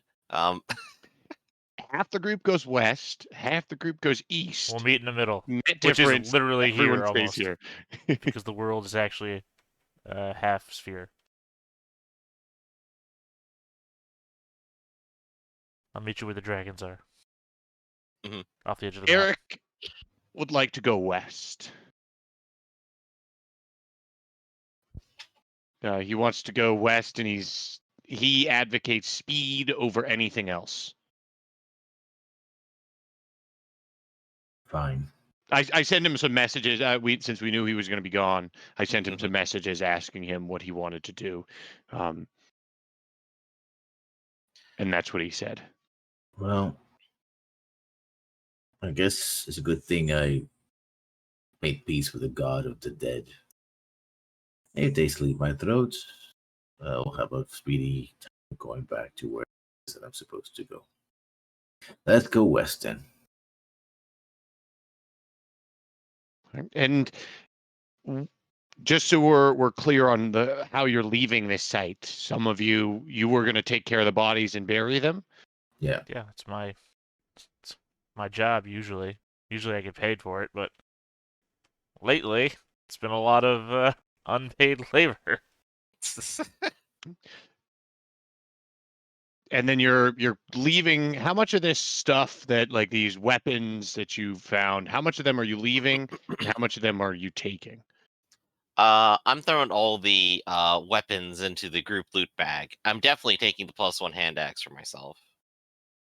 As for like the rest of everything, I guess the question is, are we taking the cart? Not if you are concerned about being tracked. Perhaps we could just take the horses?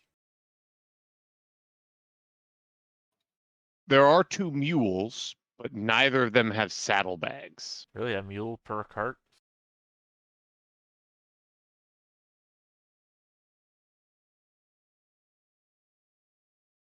One mule for a cart full of shit being dragged. I believe this is what we call being cheap. I mean, Yes. that's also how Yeah. you kill a mule. That's what we call being cheap. That's what you call cruelty to animals. Exactly. They're one and the same. Just let the mule go. It's fine. He's not gonna follow us. I was merely Exactly. considering the 10 weeks of rations, which could come in handy for such a journey. Well, we can't carry it all, and the mule is gonna slow us down. Bringing a cart into the mountains. No. I'm going to just personally the take. mule. The mule, Yeah. well, I guess the mule will keep up with us over rocky terrain. Yeah. True. Do we have any saddlebags though? Nope. Or anything we can pack it in? Does the cart have any rope or anything like that to, tying stuff in the back of the mule? There's probably rope, yeah. I Okay. mean, assumedly, the wagons are also filled with bags of these people's stuff. Yeah, I know, That's but true. if we're gonna leave the cart, if we want to take the mule, we have to have a way to. No. strap I'm not saying that. I'm saying that if what I was trying to follow your thought process of one bag, another bag, we rope off the tops of both bags and just lay it over top of the mule so it hangs off both sides like a saddlebag. We can make Yeah, our own saddlebag in that way. Yeah, that's what he was saying with the rope. Yeah, no, I was just spelling it out, but then you all thought I was talking about bringing the carts again. It's like, no, I'm not. That's not my thought process Yeah. at all. Carts have Yeah. wheel tracks. We don't want to be trailed. I got Yeah. feet. We don't leave feet There's tracks. there's several there's enough large bags on these wagons that you could fashion your own saddlebags for these mules. There we go. It will be makeshift, and so you won't be able to carry quite as much as you would normally be able to. So how much weight, like how much stuff do you want to pile on this mule? I mean, 10 weeks of rations is the obvious number one choice. Mm. That way we can avoid, hostile civilization for as long as possible. What else was there? That would be 250 pounds. How much can a mule Or no, carry? it would be 500 pounds with regular rations. And a mule can carry, that would be past heavy encumbrance. So you could carry it, but it would be slow. Well, I mean, we could We got split it two up of 'em, between don't two we? mules, yeah. Yeah, there you go. Yeah, how much could encumbrance take is the both that of on them. one mule? Divided in half. That would put them both at medium encumbered. So normal speed then. Mm. Well, I mean, a little bit slower than normal speed. But they're quadrupeds, so they're still going to be faster than we are. Right, so that should be fine. If we just take the What food. about food for the mules? Aren't they grazers? We're going up into the mountains, so Yeah, I don't think... There's still grass in the mountains. I mean, we're not climbing to the top of the mountain. We're not climbing past the point where trees stop growing.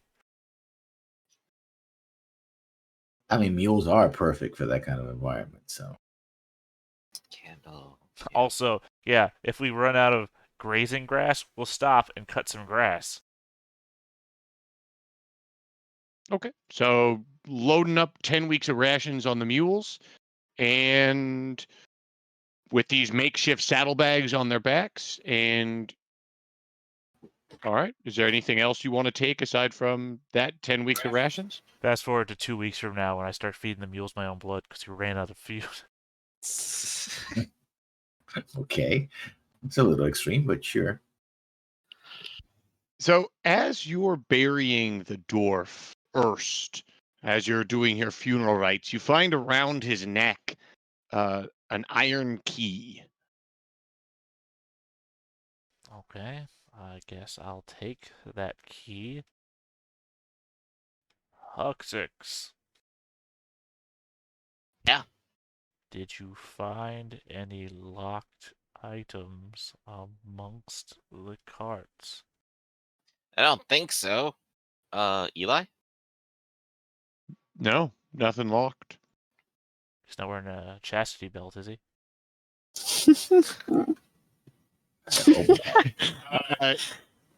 You give him a double check, and no, he is not wearing a chastity belt. Maybe a house key? Yeah, just something to put in the pocket, I guess. It's like a trinket now. Like when you're a kid, you find a key on the street and you don't know what to do with it. It'd be funny to Yeah. have a chastity belt and then also your own key for it. Well, I mean, it's a test of self-restraint. If you ask me, it's probably a key to Draska. Ah, you know Draska too, do you? That's a joke. I'm gonna stop saying that now.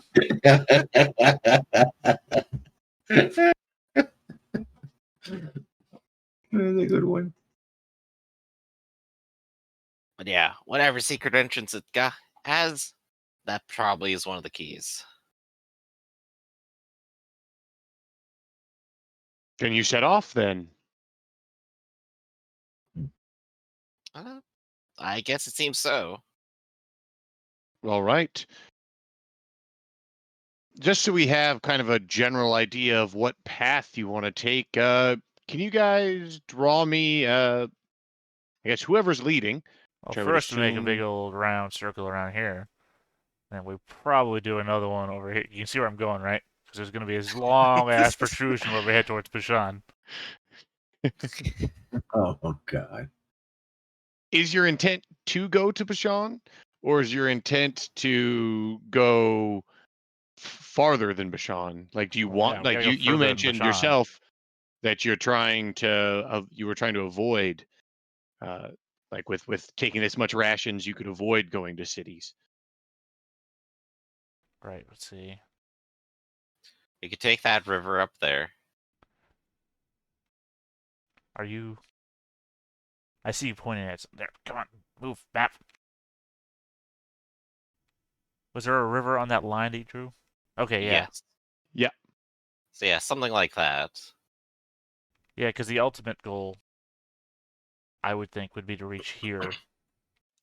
I mean, I wish Yeah, I... and I guess basically if you just put if you put somewhere where you want your ultimate goal to be, and then that giant X there would be my suggestion towards an ultimate goal, because from that river, which is near enough to where we are, we can follow it down to... Well, the edge of the map says Tildo?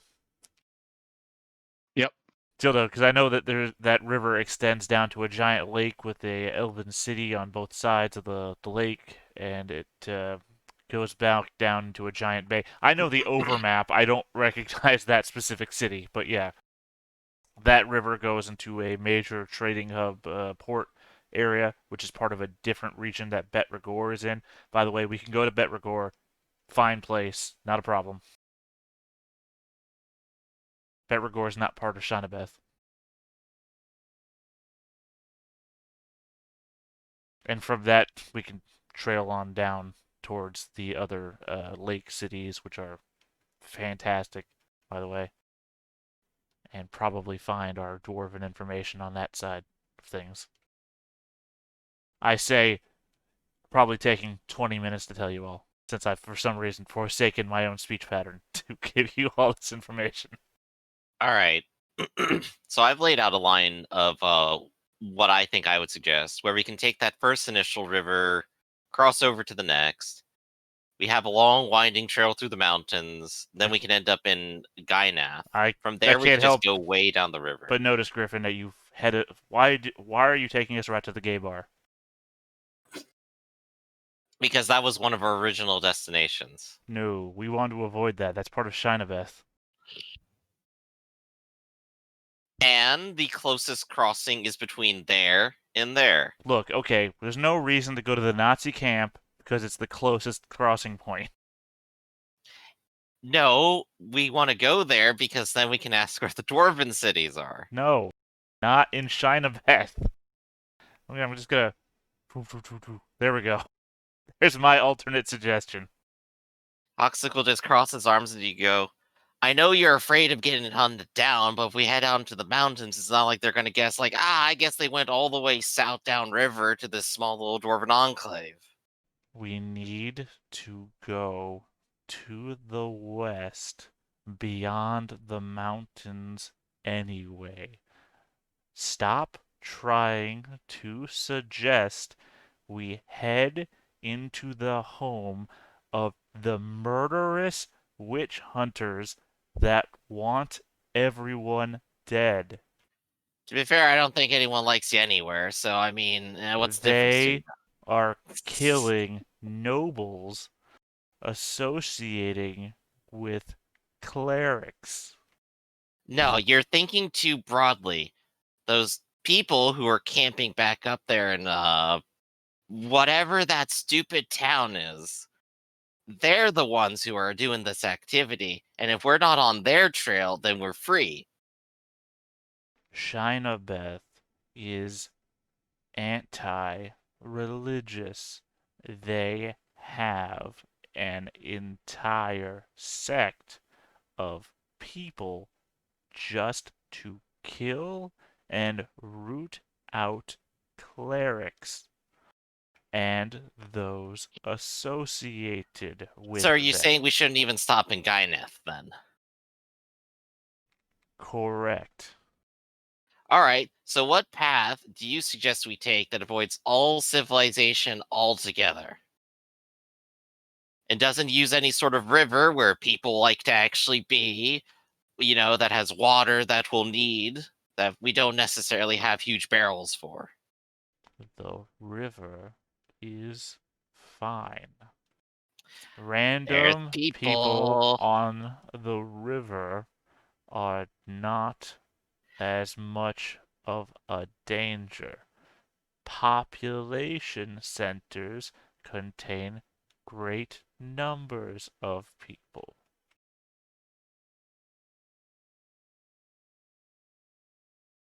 They are kind of the same people. Yes, because all people in a city occupy all points on a river. Clearly, your knowledge of river folk is unparalleled. Far be So it what I'm from saying, me, the person who rowed a boat from the southern seas to this place to suggest to you, a dwarf, what the water is like. I kind of lost track of what you were saying because it took so long to say. Look, keep your head down, keep your hood up.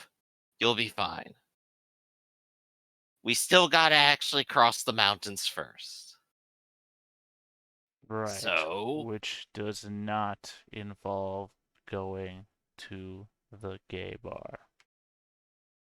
let's just start going up the river first. Down. Because I'm the sure this river. plan will go perfectly and nothing bad will happen along the way. Just gonna take a look at look at Of Eli for nothing that. bad happening. So you begin your journey and you turn off the road, leaving behind these carts, and um, this kind of discussion starts kind of at camp when you're deciding where to go. But you guys all agree on the fact that you're going east, which is actually west, It's our to the code word for mountains. west. When I The other say left. east, I really The other. mean west. When That I say way- north, That way, if anyone's eavesdropping on us, they have no idea where we're going. I've heard. Captain, I've discovered their plan. They're heading east. The witch hunters are searching, combing east for you. Can't Yeah. find you. They're going east to Petregar. Oh, they're taking the long way. I'd They're be going surprised if around the anyone globe. listening to our plans knows what we're doing. It's easy to throw them off when you don't quite know what you're doing. No, I heard them saying very loudly they were heading towards the game. You see, the world is a globe, and therefore, once you go in any one Heresy! direction, Heresy! If we dig straight through the earth, we'll get there faster.